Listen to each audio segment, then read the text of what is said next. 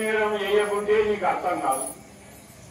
ఇప్పుడు నీకు చేసేది బోధ చేసేది నేను సంస్కృతంలో బోధ చేస్తున్నా, నీకు అర్థమవుతుంది.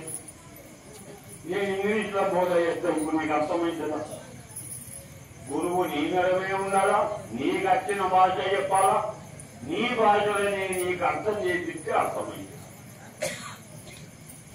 కాబట్టి గురువు అంటే ఇట్లా ఉండాలా కాదు, నీ మేరమే ఉండాలా, నీ భాషనే మాట్లాడాలా, నీకు అర్థమయ్యేటట్టు చెప్పగలిగి ఉండాలి. కాబట్టి గురువు అంటే బరువు. గురువు ఎంత బరువు ఉన్నాడంటే బ్రహ్మాండం 14 భువన మాండములు వేసిన ఒక మూలకి కూర్చున్నాయి. 14 భువన మాండములు లేవట్టి ఆయన ఎత్తే ఒక మూలకి అంత బరువు. మరి ఎంత అడగదు ఉన్నాడు? సూక్ష్మాతి సూక్ష్మం. ఎంత అడగదా? దూది కంటే అడగదా. ఇప్పుడు పరమాత్ముడు మీ అందరూ ఉన్నాడు, ఏమన్నా బరువు ఉన్నారా? ఏమన్నా బరువు అనిపిస్తున్నారా? ఏమన్నా మచ్చినట్టు కొడుతుందా? అంతగా ఉన్నాడు. నీకు ఏమన్నా తగినట్టు కొడుతున్నదా? నచ్చినట్టు ఏమన్నా కొడుతున్నదా? తగినట్టు కొడుతున్నదా? రక్కపోయినట్టు కొడుతున్నదా? అదే కొడుతుంది. అదే జలువడలేదు, అది రాకపోదు, అంతటా ఉంటుంది. సత్యం చెప్పాలంటే అంతటా ఉన్న వస్తువులనే మనం నడుస్తున్నాం. అంతటా ఉన్నప్పుడు ఇంటికి నడిచినప్పుడు నా అడుగులు ఏడబడుతున్నాయి, అడుగులు ఏడబడుతున్నాయి, దేవుడి మీదనే పడుతున్నాయి, ఏడబడుతున్నాయి.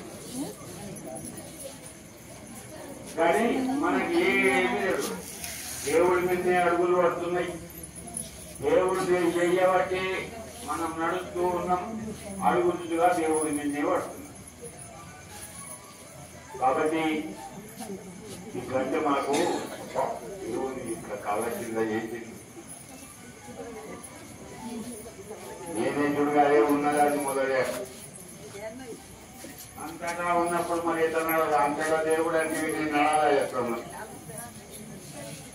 నడాలంటే నా కాళ్ళు నడాలన్నా, నేను కాళ్ళు ఆడ పెట్టాలంటే ఆడ దేవుడు ఉన్నాడు అన్నట్టు. మరి ఏడబెట్టాలి,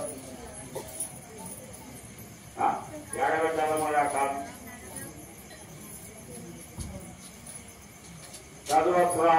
సర్వము తానై ఉన్నవాడు. అందుకోసమనే దేవుడి కంటే నువ్వు భిన్నంగా ఉన్నవాడితే నీ కాలు అడకపోవడా. నీవు దేవుడవే కనుక కాలు పడుతున్నది. దేవుడి కంటే నువ్వు అలా ఉన్నవాడితే నీ కాలు అలా వడకపోవు. కాబట్టి దేవుడు మన యందే ఉన్నాడు. మన లోపల ఉన్న దేవుడిని తెలుసుకునగలిగిన వాడు గురుపుత్రుడు.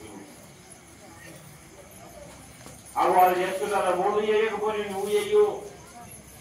నీ లోపల ఉన్న దేవుడిని గుర్తబట్టిగలిగితే అప్పుడు నీవు గురుపుత్రుడవు. అప్పుడు నీవు గురుపుత్రుడవు అని చెప్పాలని. లేకుంటే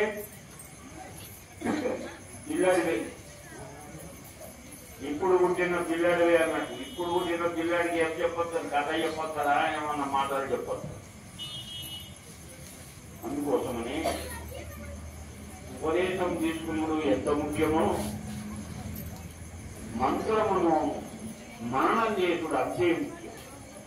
మననం చేసుడు ఎంత ముఖ్యమో దాని అనుభవం పొందడం అంతే ముఖ్యం. అనుభవం పొందిన తర్వాత నీ పని అయిపోయినట్టు. నాకు జ్ఞానం బాగా వచ్చింది అయితే ఏం కాలేదు. జ్ఞానం వస్తే ఏమైతుంది? పరమాత్ముడు దగ్గరైతుంది. పరమాత్ముడి గురించి చెప్తున్నాం. ఇప్పుడు రాముడి గురించి చెప్పండి. దశరథుడు పుట్టిండు, అలా అయోధ్య ఇట్లా అట్లా ఆయన పేందాము, సీత పేందాము, అలా మామ జనకుడు ఇట్లా పోయిండు, ఆలింగం చేసిండు, రావణుని చంపిండు, అది చెప్పిండు, ఇదంతా చెప్పింది. ఇక రాముడి గురించి అంతా ఆయన నువ్వు చూసింది కాదు చేసింది కాదు. ఇక ఇన్నారే ఇంత మంచిగా చెప్పి రాముడి గురించి ఇంత మంచిగా చెప్పినావు, కృష్ణుడి గురించి ఇంత మంచిగా చెప్పినావు, నీ ఇంటి పక్కోడి గురించి అంత చెప్తావు, నీ ఇంటి ముంగటోడి గురించి అంత మంచిగా చెప్తావు, అన్ని మంచిగా చెప్తావు. కానీ నీ గురించి నీకు చెప్పరా? నీ లోపల ఏమున్నది, నువ్వెట్లా ఉన్నావంటే చెప్పరా? ఇది అన్నిటికంటే విచిత్రమైంది. అందరి గురించి చెప్పొస్తున్నాను కానీ నా గురించే చెప్పరా? అన్నీ నాకు తెలుస్తున్నాయి కానీ నా గురించి తెలియదు. పట్టింపు ఏమండిందో నాకు వాసన పట్టిండు, ఇలా ఇది అందిండు, అది కూడా గుర్తుపడు. అన్ని గుర్తుపడుతున్నాయి కానీ నా లోపడితే నాకు గుర్తయితలేదు. ఇంతకంటే విచిత్రం ఇంకెక్కడుంది? నీకు అన్నీ తెలుసు కానీ నీవెవడవో నీకు చెప్పడు. నీకు అన్నీ వస్తాయి కానీ నీవెవడవో రాదు. ఇంతకంటే ఇంకా మోసమేమైంది? ఏం కావాలి? ఆత్మవంచన. దీన్నేమన్నారు? ఆత్మవంచన. నిన్ను నువ్వు వంచన చేసుకుంటున్నావు. పరమాత్ముడు ఇచ్చిండు ఏ జన్మకు లేని తెలివి, ఏ జన్మలో లేని అవకాశం మానవ జన్మకి ఇచ్చింది.